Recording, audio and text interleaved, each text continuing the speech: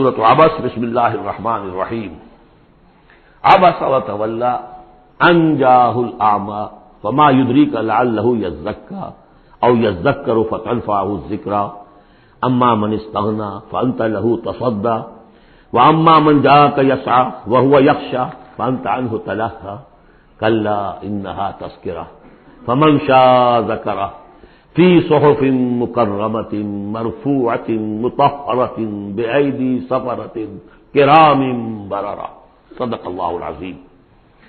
یہ جو سورہ مبارکہ ہے اس کے بارے میں بعض حضرات کو جو اپنے خیال میں چاہتے ہیں کہ حضور کا مقام جو ہے جتنا بلند سے بلند ہو رکھا جا سکے تو اس کی ادھر ادھر کی تعویلیں کرنے کی کوشش کرتے ہیں، لیکن اس میں کوئی شک نہیں ہے کہ یہ واقعہ بالکل اسی طرح پیش آیا جیسے کہ یہاں لکھا ہوا ہے، اور اس کی قطعاً کوئی تعویل کرنے کی ضرورت نہیں۔ دیکھیے، نبی کا معاملہ یہ ہوتا ہے، رسول کا معاملہ خاص طور پر، کہ اسے دیکھنا ہوتا ہے کہ مجھے ایک عظیم جو میرے اوپر ذمہ داری ڈال دی گئی ہے اس کے پورا کرنے کے لیے بہتر راستہ کون سا ہے۔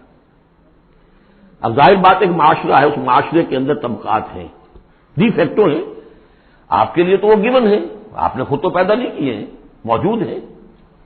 اب ان میں ظاہر بات ہے جو لوگ زیادہ اثر و رسوخ رکھنے والے ہیں ان میں سے ایک اگر ایمان لے آئے تو وہ دوسرے عوام الناس میں سے بیسیوں اور دسیوں کے مقابلے میں زیادہ اہم ہو جائے، وہ کسی بات ہے، اس میں کوئی راز والی بات تو ہے نہیں۔ اس لیے حضور نے دعا کی، جھولی پسار کر دعا کی، پروردگار عمر بن الخطاب اور عمرو بن ہشام یعنی ابو جہل میں سے ایک کو تو میری جھولی میں ضرور ڈال دے۔ یہ ویسے لوگ ہیں اپنے معاشرے میں اثر و رسوخ رکھنے والے ہیں، حیثیت ہے، تکڑے ہیں، تو اگر ان میں سے کوئی ایمان لے آئے تو تقویت حاصل ہوگی۔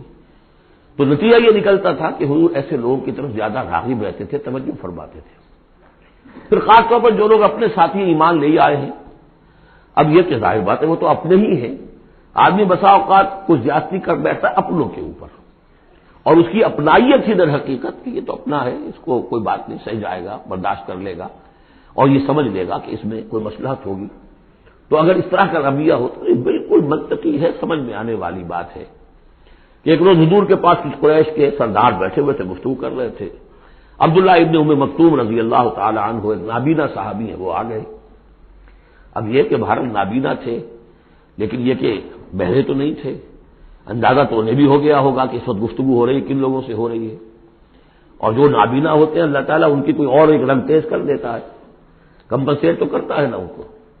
تو انہیں یہ چاہیے تھا کہ اس وقت وہ خاموش رہتے، انہوں نے یہ کیا، بار بار حضور کو اپنی طرف متوجہ کر رہے، حضور ان سے گفتگو کر رہے ہیں اس وقت۔ اس پر کچھ ناگواری کے آثار پیدا ہوئے، حضور کے تیورے پر بل پڑ گئے اور حضور ان کی طرف متوجہ نہیں ہوئے، وہ بددل ہو کر وہاں سے اٹھ کر چلے گئے۔ اس پر پھر یہ کہہ لیجئے حضور کا لفظ عتاب، یہ عتاب نازل ہوا مجھ پر، اس لیے کہ اس کے بعد پھر جب کبھی بھی آتے تھے عبداللہ ابن ام مکتوم تو حضور فرمایا کرتے مرحبا بالذی عاتبنی اللہ فیہ، مرحبا اس شخص کے لیے جس کے بارے میں اللہ نے مجھ پر عتاب فرمایا ہے۔ اب اس میں یہ تعویل کرنا کہ یہ حضور کے مقام تو یہ ہو ہی نہیں سکتا، انہونی بات ہے، ادھر سے ادھر سے، قطع کوئی ضرورت نہیں۔ یہ رسول بھی بشر ہوتا ہے، بشر ہونے کے علاوہ میں نے آپ کو بتایا ہے یہ دعوت کا تقاضا ہے۔ اب جو یہ ہمارے اس وقت کے جو ساتھی تھے، غریب جو حضور کے ساتھی تھے، اور جو جن کو پیٹا جا رہا تھا، مارا جا رہا تھا، جو مزدور تھے، جو وہاں کے غلام تھے، ظاہر بات ہے کوئی صاحب حیثیت کوئی شخص ایمان لے آتا تو ان کی تکالیف میں کمی ہوتی، انہیں ایک طرح کی سپورٹ ملتی۔ اس لیے جہاں تک نیت کا معاملہ وہ بالکل ٹھیک تھا، البتہ یہ کہ کسی وقت ایسا ہوتا ہے کہ نیک نیتی کے ساتھ بے نیکی کا جذبہ بھی ایک حد اعتدال سے تجاوز کر جاتا ہے، اور یہ قاعدہ ہے کہ حسنات الابرار سیئات المقربین، یہ درجات کی بات ہے، یہ بات عام آدمی کرتا کوئی بات نہیں تھی، یہ بات محمد سے سرزد ہوئی صلی اللہ علیہ وسلم۔ تو اللہ تعالیٰ اپنے بڑے بندوں کی جو ہے چھوٹی خطاؤں کے اوپر بھی ایسا انداز اختیار کرتے ہیں کہ جیسے ان سے بہت بڑی خطا ہو گئی ہے۔ تو یہ ہے سارے مسائل سامنے ہو تو پھر کوئی ضرورت کسی تعویل کی نہیں۔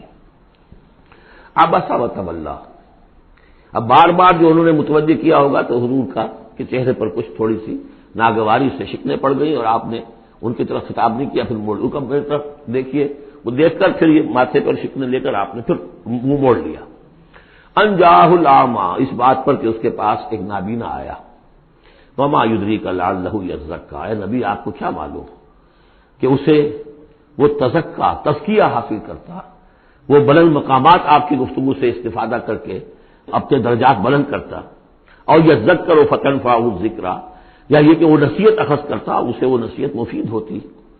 اما من استغنا، آپ کا معاملہ یہ ہے کہ جو مستغنی ہے، سننے کو تیار نہیں ہے، فانت لہ تصدیٰ، تو آپ ان کے فکر میں رہتے ہیں، آپ ان کے پیچھے اپنے آپ کو ہلکان کرتے ہیں۔ یہ لوگ جو ہیں یہ تو آپ کی بات سننے کو تیار نہیں ہے۔ وما علیک اللہ یزکا، اور اگر وہ پاکی اختیار نہیں کرتے تو آپ کے اوپر کوئی الزام نہیں، آپ سے پوچھ گچھ نہیں ہوگی۔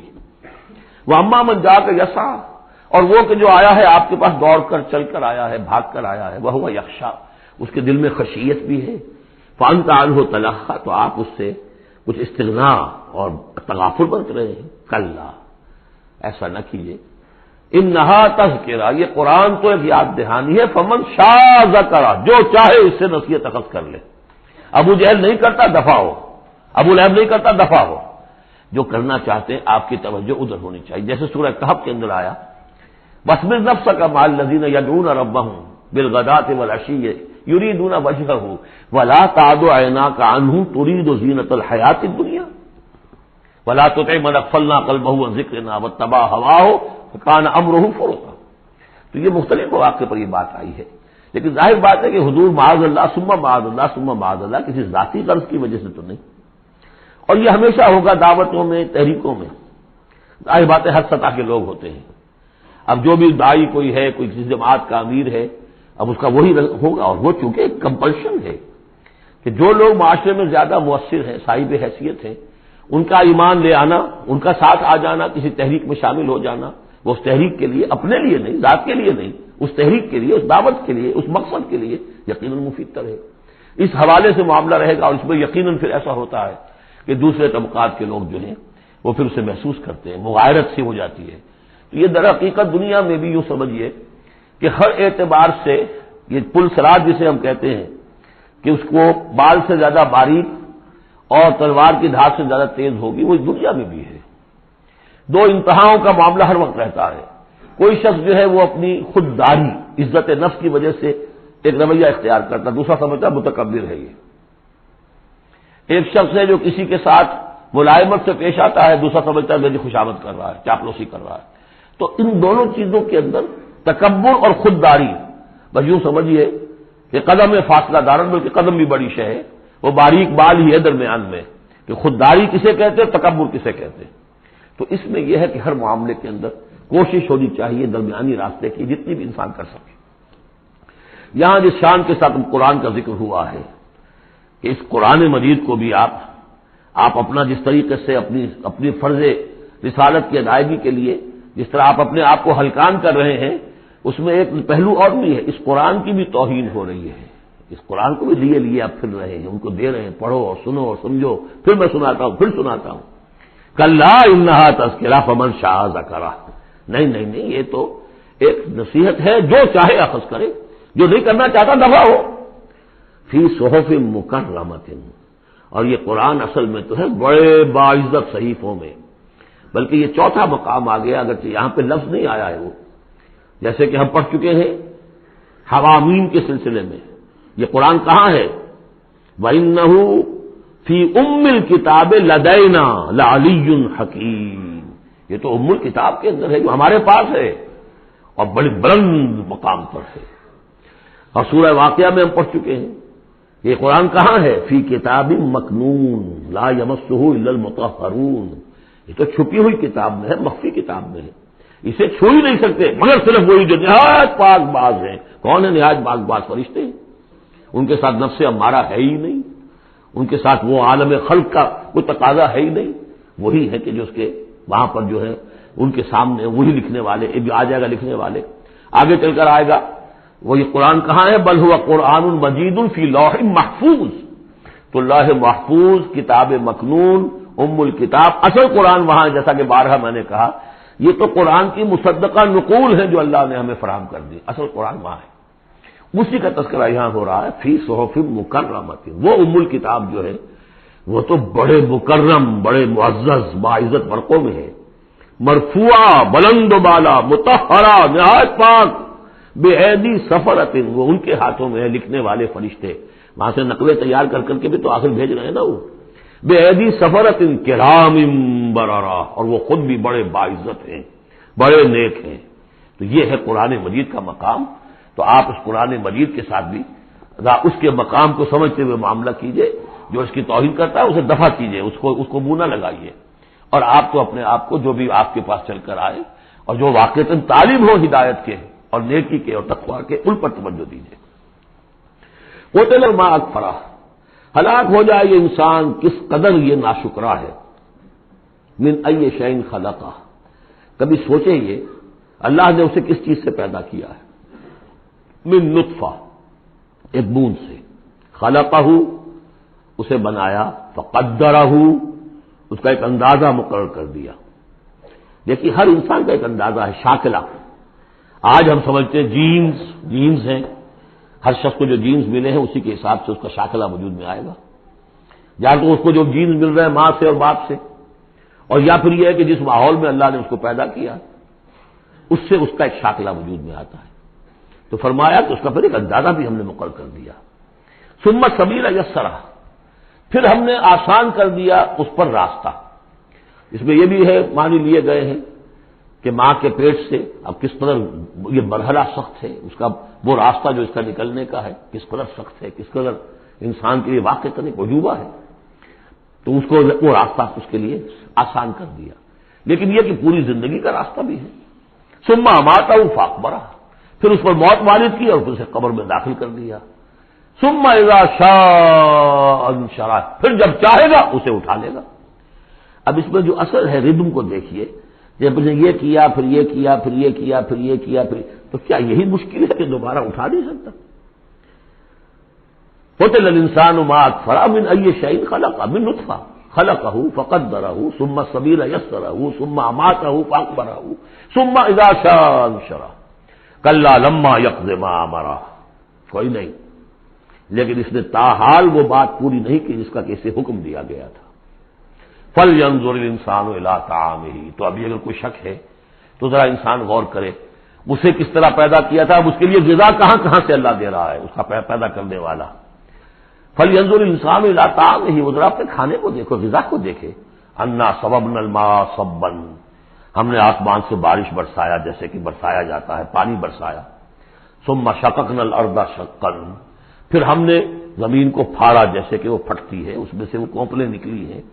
فَأَنبَتْنَا فِيهَا حَبًّا، ہم نے اگا دیے اس میں اناج، وَعِنَبًا وَقَضْبًا، اور اس میں انگور بھی اور مختلف ترکاریاں بھی، ککڑیاں وغیرہ، وَزَيْتُونًا، اور زیتون، وَنَخْلًا، اور کھجوریں، وَحَدَائِقَ غُلْبًا، اور بڑے گھنے اور گنجان باغ، وَفَاكِهَةً، اور میوے، وَأَبًّا، اور چارہ تمہارے جانوروں کے لیے، مَتَاعًا لَكُمْ وَلِأَنْعَامِكُمْ، یہ تمہاری ضروریات کی بہم رسانی ہے، تمہارے لیے بھی اور تمہارے چوپایوں کے لیے بھی۔ کس قدر یہ مضامین جو ہے مل رہے ہیں سورہ نازعات کے اور عبس کے۔ فَإِذَا جَاءَتِ الصَّاخَّةُ، وہاں کیا تھا؟ فَإِذَا جَاءَتِ الطَّامَّةُ الْكُبْرىٰ، یہاں آیا فَإِذَا جَاءَتِ الصَّاخَّةُ، جب وہ آ جائے گی کان پھوڑنے والی، یعنی جب وہ سور میں پھونکا جائے گا تو وہ جو کان پھوڑنے والی آواز آئے گی۔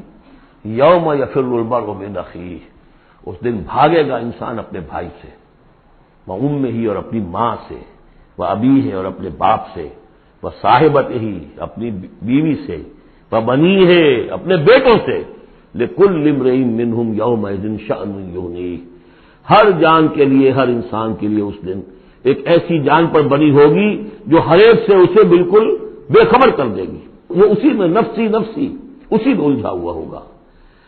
وجوہ یومئذ مسفرہ، اب وہی نقشہ جو سورہ قیامہ میں آیا تھا، وجوہ یومئذ ناظرۃ الی ربہا ناظرہ، ووجوہ یومئذ باسرۃ تظن ان یفعل بہا فاقرہ، وجوہ یومئذ مسفرہ، بہت سے چہرے ہوں گے اس روز روشن، ضاحکۃ مستبشرہ، تبسم ہوگا ان کے چہروں پر، ہنس رہے ہوں گے اور خوشیاں منا رہے ہوں گے۔ ووجوہ یومئذ علیہا غبرہ، اور کچھ چہرے ہوں گے ان کے اوپر دھول پڑی ہوگی، غبار آلود، ترہقھا قطرہ، ان پر سیاہی چھائی ہوئی ہوگی۔ اولئک ھم الکفرۃ الفجرہ، یہی ہے وہ کہ جو منکر ہے اور فاجر ہے، اپنے نفس کے تقاضوں کو پورا کرنے کے لیے وہ تمام حدود سے اور قیود سے آزاد ہو جاتے ہیں۔ بارک اللہ لی و لکم فی القرآن العظیم ونفعنی وإیاکم بالآیات والذکر الحکیم۔